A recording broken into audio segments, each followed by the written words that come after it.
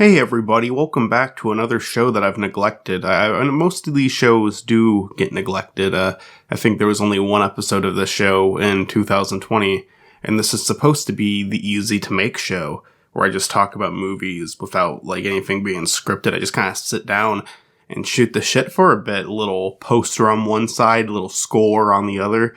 But yeah, even this show manages to get neglected. It's just a question of which show is the most neglected. Now, despite being neglected, I do love all of my shows, not that one.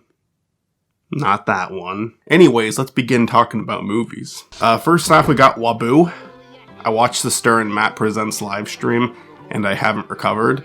It shouldn't even count, really. There's child murder in it. That's interesting. It doesn't count as a movie. It's 31 minutes.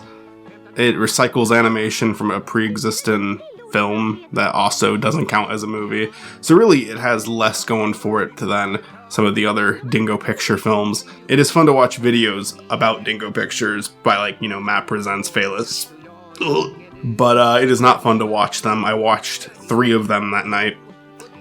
And Wabuu is the only one on IMDb, and the only one I have listed. But yeah, it fucking awful, fucking atrocity. It's not one that I can even give props to, ironically.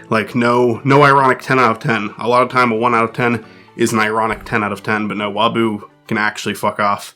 Fucking horrible fucking film. Shouldn't exist. Sonic the Hedgehog. I'm not gonna lie, when it comes to the live-action video game adaptations that we've been getting recently, I do like this one more than Detective Pikachu. I've told that to a few people with a very shocked reaction from them, but Detective Pikachu has a cool aesthetic, but it's a Ryan Reynolds comedy, and I'm not a fan of Ryan Reynolds comedies. Deadpool's fine. I enjoyed the first 2 Deadpool movies. It works really well for that character. Anything else he does just feels like Ryan Reynolds to me. It just feels like Ryan Reynolds doing a bit. I have nothing against the guy. I know a lot of people like him, and I'm sure he's a nice person, but I do not enjoy his sense of humor. Again, it works in the Deadpool movies, but Deadpool was already kind of like Ryan Reynolds. That was a really good casting choice. That was him playing to his strengths. Why does Pikachu need to be Ryan Reynolds? Honest to God, I'm with the people who said it should have been Danny DeVito. I don't like the writing in that movie. With the Sonic movie, if you don't like the character, you're gonna get nothing out of this. But I grew up with the character, I like the character, and it is the one good thing about the movie. But he's in 90% of the movie. There's not a lot of scenes where it cuts to the human characters talking without him in it. He is in a majority of the movie, and they got him down. It was after the redesign. It wouldn't have worked as well if they didn't redesign the fucking character. Like that fucking atrocious thing they showed in the trailer. But once they sat down and got it right, you get that character for a majority of the movie. He looks nice. The time manipulation scenes are fun. He's really kind of likable. I actually think that this version of the character is much more likable than previous versions of the characters. I think this version's more likable, the one that is currently in the games. Classic will always be my favorite. Even Dreamcast I like more than what they're doing now. To each their own. I don't think the new games are not all of them are horrible. Some of them are fun, some of them are shit. But yeah, it's not a great movie, but I think it's passable because I think they understood the character. I think they paid enough respect to the character. Everything else is a fucking insult to me. But it's just one part that was done well enough and takes up a majority of the movie to a point where I could say, yeah, I liked that. I would give it a positive score. With Detective Pikachu, not really. I like the aesthetic, but I didn't like any of the characters, and I was annoyed by the writing. I would say that a live-action Pokemon movie makes more sense than a live-action Sonic movie. This was his first movie. It should have been animated Pokemon. There's been a million animated movies, so why not try a live-action one? Plus, you're connecting it to the Detective Pikachu franchise, so it kind of works better that way. But yeah, I enjoyed it. I don't like that they're teasing Tails instead of just putting him in the first fucking movie. Put some other things, and Sonic-related things in the movie. When people are saying they don't like Sonic's friends, they're not talking about fucking Knuckles and Tails. You can put them in the movie. I don't think Jim Carrey is very good in this, and I know a lot of people really liked him.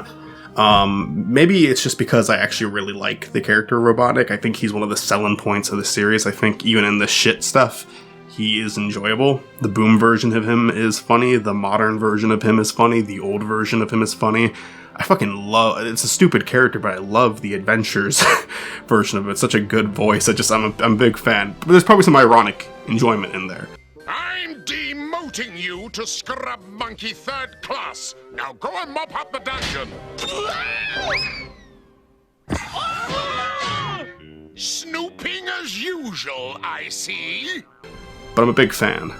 Almost every single version of this character I like. There's a few that I'm not that familiar with, like Underground, and there's probably some I don't like, but I mean, I actually like the fan film version of Robotnik more than Jim Carrey, and the fan film was a noble attempt from some people on the internet, but I just didn't like Carrey, and maybe he will do better in the sequel, because now it's kind of like, the first movie, it's like an origin to the character. The sequel kind of seems like it'll actually be him acting like the character.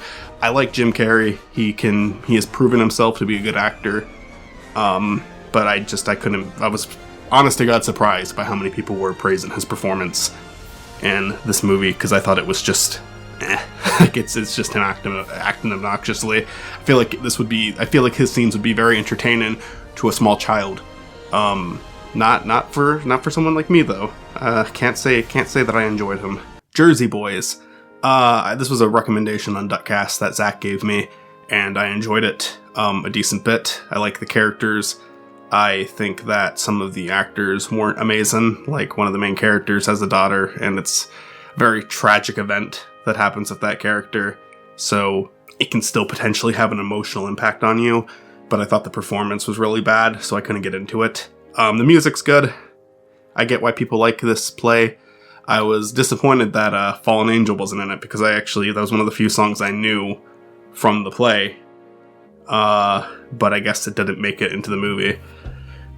And I actually like that song a lot. But it's not a bad movie. Nothing amazing, but good. I would definitely, I probably put it in the 6 out of 10 range, which is a positive score in my book, at least.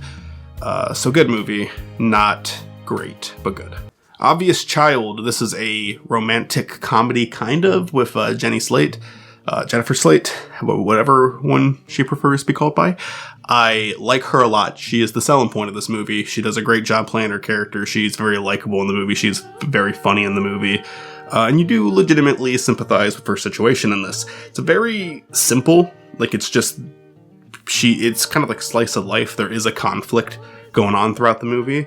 But it's not, there's other stuff going on too. It's never too focused on the conflict of the movie. It feels like the movie just wants you to kind of understand who this person is and enjoy.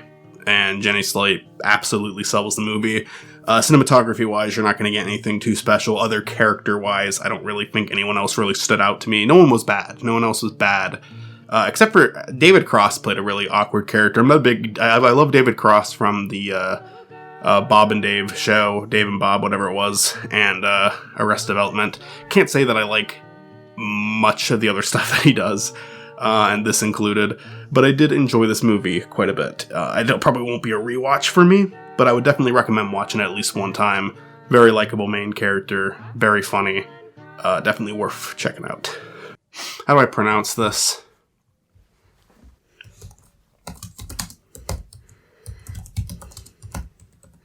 Meyerowitz. Okay, so next one is The Meyerowitz Stories. This is a movie with Adam Sandler in it that's actually good. It's up there with Uncut Gems and Punch Drunk Love, but I hear a lot less people talk about it. It's basically him, Ben Stiller. Ben Stiller's also really good in it, and their sister. And they have this father who was kind of like emotionally neglective of Sandler's character and almost like overbearing on Ben Stiller's character. And he's just an unbearable person who does not treat people properly.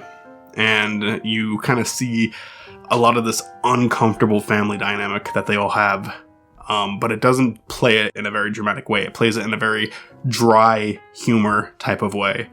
And I really liked it. It's kind of like 3 different acts. There's like an act with Adam Sandler's character that primarily focuses on him. There's an act with Ben Stiller's character that primarily focuses on him. And then there's a final act that kind of seems to focus on all 3 of the siblings and the father a lot. I mean, all 3 of the acts focus on the father somewhat.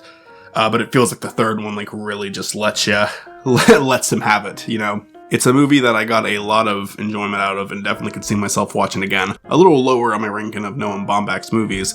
I would definitely put something like Kickin' and Screamin' or Marriage Story over this one, but it was definitely worth watching. I will definitely check it out again. And it's a good performance from Adam Sandler. And again, like Uncut Gems and Punch Drunk Love kind of got the attention that they deserved. A lot of people talk about those two. I actually don't hear a lot of people talk about this one, and I think it deserves it too. Ben Stiller's also really good in this, and I actually am not the biggest Ben Stiller fan, kind of how I'm not like the biggest Adam Sandler fan, but both of them are clearly capable of giving a good performance. I really loved the sister character too in this. She was great. Parts of this movie feel very wholesome, parts of this movie feel very heartbreaking, but it all does it in a very casual way. It's like almost Wes Anderson-ish in some areas, where it's just very dry delivery on something that could be a very emotional scene, but it works. It works in the movie because you have these characters that just really do not know how to express the things that they're going through. A lot of them bottle stuff up, a lot of them keep secrets, and it works really well. It's very funny, it's very meaningful. It's a good score by Randy Newman, who also did the score for Marriage Story, and did a bunch of the Toy Story music, and wrote a bunch of songs that are like, yeah, but some are okay, like You Got a Friend in Me, he's got that at least, but yeah, very, very good movie. Definitely would recommend this one. Ringin' Bell, I really enjoyed this. This is a animated movie that's very cutesy at first, but gets really dark later on, and what really helps it stand out for me personally is that when it gets dark, it doesn't go back at any point. This movie actually has kind of a downer ending to it. It is a huge shift between innocence and just harsh reality. And surprisingly, it does not cop out at all at the end. I mean, at all. It's a harsh ending, and I really appreciate it for that. I can't say there's a lot of movies I've seen like this. I think this could technically qualify as a children's movie, but a really heavy children's movie, kind of up there with like something like Watership Down. But even Watership Down has kind of a positive message at the end. Even Watership Down has like a character finding peace by the end of it. This one, this one kind of feels like it feels like it's exploring the consequence of not joining a specific side. You have a lamb whose mother is killed at the beginning of the movie, and he wants to grow up to be tough so he can fight back, and he does that. But then the person, I think it's like a wolf that it's a wolf. It's been a while since I've seen this, but I think it's a wolf that trains him to become like a relentless killer. And then the wolf wants him to do something, but he's unwilling to do it. He's unwilling to go to the same level, do the same type of thing that wolf character is doing. But he's also now this vicious killing machine. And it's that balance between the two that makes both sides shun him. And it's heartbreaking stuff. It really is. Very surprising. Was not expecting to get anything like that out of this. Would recommend. I enjoyed it a lot. Animation's also great. The cutesy stuff can be a huge turnoff when you start watching it, and it is a decent chunk of the movie. It's a pretty small movie. It's only 47 minutes. So, you know, the transition, I think, makes it worth it, but yeah, the beginning of it might be a huge turnoff to a lot of people. But I personally really enjoyed this one. Snowpiercer. This is done by the same director of Parasite, the best winner at the Oscars, Best Picture at the Oscars in 2019 or 2020, I guess. But best film of 2019 for a lot of people, myself included. And Snowpiercer is definitely lower on the list of this director's films. Did not love it, but it's really well shot. It's really well presented, and the idea of it is really cool. You basically get this train with a bunch of, like, the back of the train is low class and the front of the train is high class. And this is kind of an apocalyptic setting. And there's a lot to appreciate about it. There's a lot of fun scenes in the movie. The set design is really cool. The way it was shot was done very well. I don't remember that many of the characters, though, and I couldn't get that into the story. A lot of it was just not that interesting to me, writing-wise and character-wise. There wasn't like any characters that I was grown especially attached to. A lot of them just felt very generic to me, actually. the presentation and the ideas that they're experimenting with are all great. And now there's a show about it. Maybe the show does a better job. A show can spend more time on characters in the movie, so maybe the show I would actually enjoy more. The movie was cool, and I think I have to give it a recommendation. It's a 6 out of 10 for me. So that, again, that is a positive score for me. But it is not something I feel like I could revisit, even though parts of it are something I wouldn't mind seeing again. There just wasn't enough to really keep me attached to it. There was not really enough that makes me want to revisit it. But I think it's cool, and I definitely think it's worth checking out. Drive-In Miss Daisy. I saw this as a kid in middle school, and I really loved it. I thought it was just an amazing movie. Now, revisiting it, I think that Morgan Freeman and whoever plays Miss Daisy, let's see, Jessica Tandy, and Dan Aykroyd's in it too.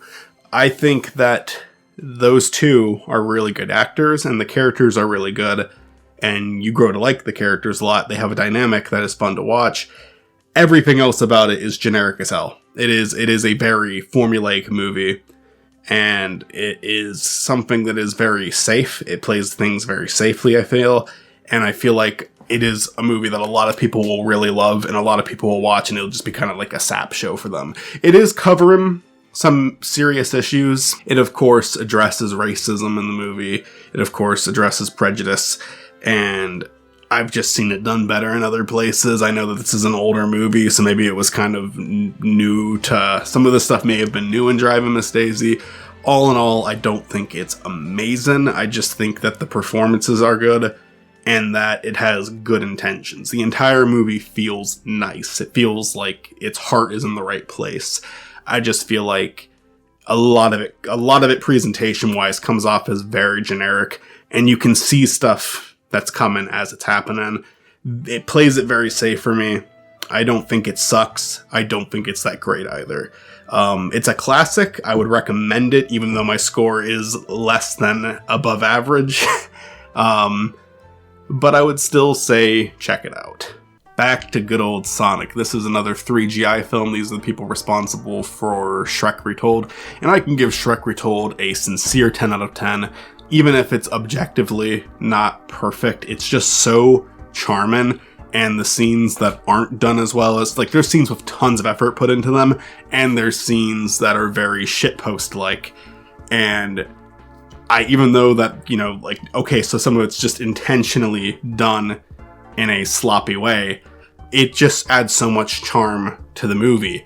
Because you'll get one scene that's just so well presented, and then you'll have someone dressed up and wearing a donkey mask and walking on all fours in a live action scene that they just filmed with their phone. And it's amazing. It's fun. It's so fun seeing these different transitions, and it adds so much to the experience, and I love it. I think it is an awesome movie.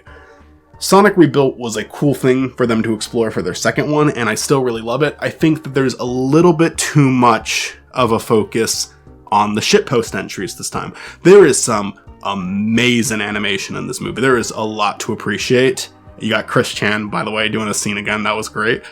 Good old Christine Weston Chandler. And there's just still specific shots in this reanimation that just, they're stuck in my head because of how good they were, how well presented they were, how much effort was put into them.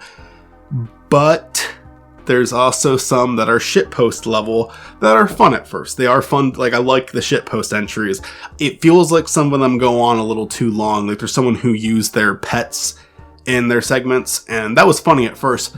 But not only is their clip long, they actually have 2 clips in the movie. And that's not my only example. There's several times where I just feel like the focus on the shitpost nature of it is too much. There's not enough balance between genuinely good clips and bad clips. But intentionally bad clips. Or something that's just, the thing with the animal, it looks like they put some effort into that. They're green screen and stuff. They're not just filming their pets and adding voiceover. They are trying to do something visually with their scene, but at the end of the day, it is shitpost quality. It is intentionally supposed to be bad, but you can see that they're putting some work into it at the same time, but it just wasn't enough of a balance, is what I'm saying. Some of these shitpost entries need to be shorter, and there need to be more good entries, And I think the only way they were going to accomplish that was by delaying the project, and I guess they didn't want to do that, and I can't say I blame them because they got to get content out on their channel, but yeah, this one just didn't sit as well with me as other scenes did. As Shrek Retold did, I should say. But I did enjoy it still. It's still a high recommendation for me. It's just not quite as good as Shrek Retold. But hey, Shrek 2 Retold, it's gonna be the shit. The Dark Knight is fucking fun. It's fucking fun, and Heath Ledger's Joker is incredible.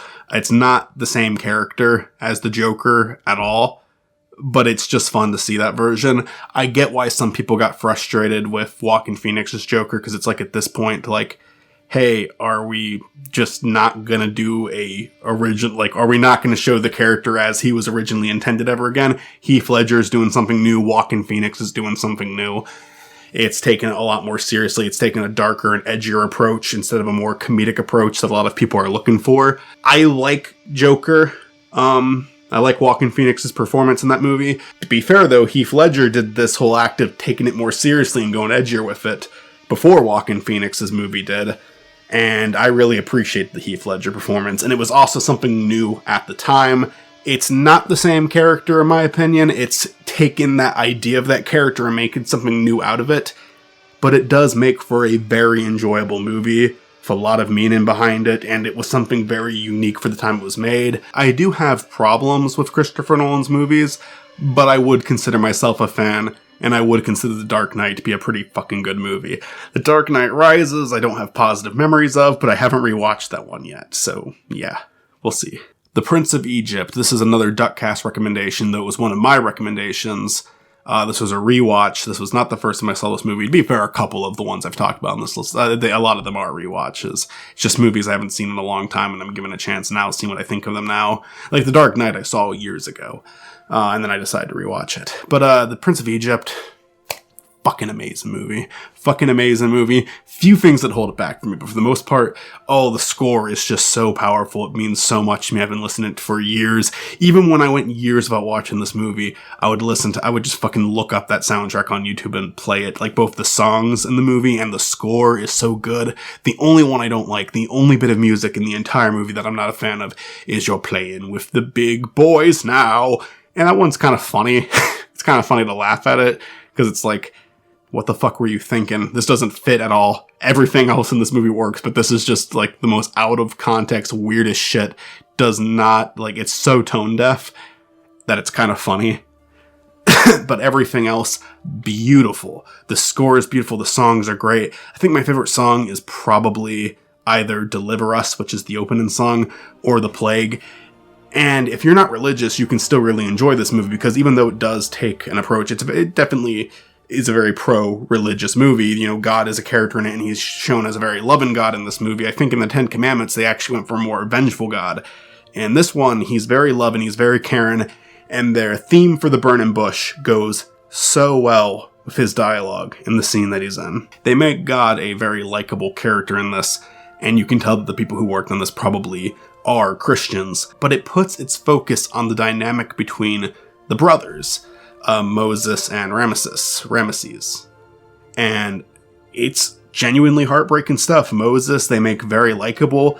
Ramesses, they make kind of a prick, but their dynamic is likable. When those two are talking to each other, you're able to see this person who has slaves. You're able to see him as a person because they build this connection between him and his brother. And you know he's wrong, and you know that he needs to change his way. And you kind of wish that he would see the light like Moses did. He was brainwashed. He was raised by parents that taught him that this was okay. And Moses was able to break away from that. Moses was able to see the error of his ways and become a better person. And he just wasn't. He stayed in that environment.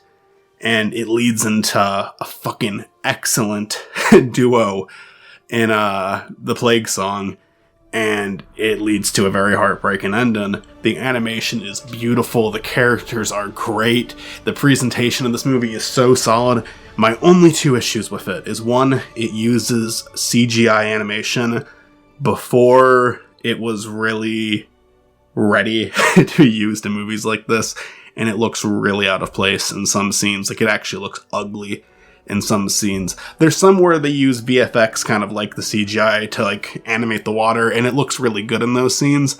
But whenever it's like a 3D object interacting with 2D animation, super noticeable. Super noticeable. I think like that Rooster Teeth show Ruby probably does a better job with 3D models than this does. It does not look good.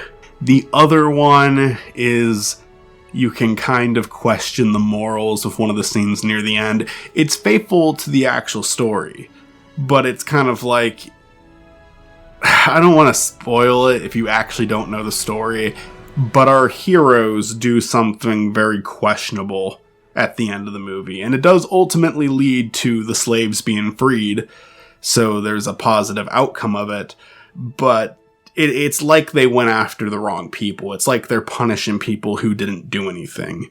You know, it's like, it feels like the movie is making the argument that 2 wrongs make a right, basically. It's uncomfortable. If you're, for me, it didn't bug me when I was a kid because I just knew the story that way. Rewatching it, it bugs me a little. I'm able to look past it and still love the movie, but it kind of went from a 10 out of 10 to an 8 out of 10. Just because it does bother me. It does bother me. It feels like the movie's not addressing it in the way it should be. And it's just saying this horrible thing that happens at the end of it is perfectly fine. And right after this really horrific song, right after this horrific scene, there's like a really upbeat, happy musical number. And yeah, I can imagine that rubbing some people the wrong way.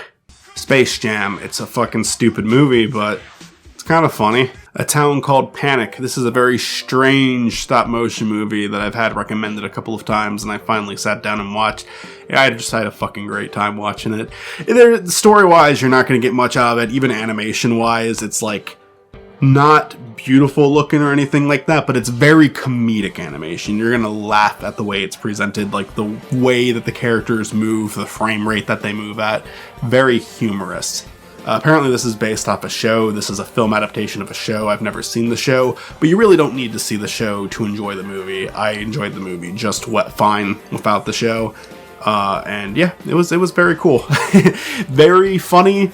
I will say, kind of near the end of it, I was ready for it to be over, but then it ended. It wasn't like I was ready for it to end when there was still 30 minutes left. It's just like the film is just going for comedy, and I feel like the whole charm of the movie, the humorous side of the movie does die down before it ends. Like I was ready for it to end.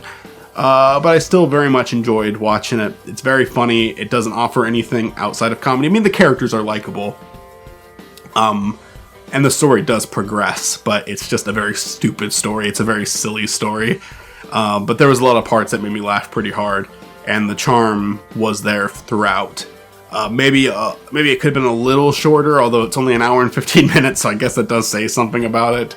But I did enjoy myself. We'll stop with Onward. Onward was a Pixar movie that a lot of people weren't talking that positively about. Honestly, I liked it.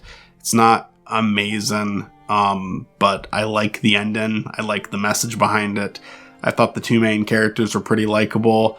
I didn't like those fairies on the bikes. That was like probably the only part I didn't like. I thought they were very annoying. I didn't like the high-pitched voice that annoyed the fucking hell out of me. But the movie looked really nice. I think it had a nice climax. I got a few laughs out of it. I thought the 2 main characters were likable. There was some charm to it. Not worth a rewatch, but decent, good movie. I don't think it's bad like a lot of people thought it was. I think that it's unspecial when you're looking at the older Pixar movies.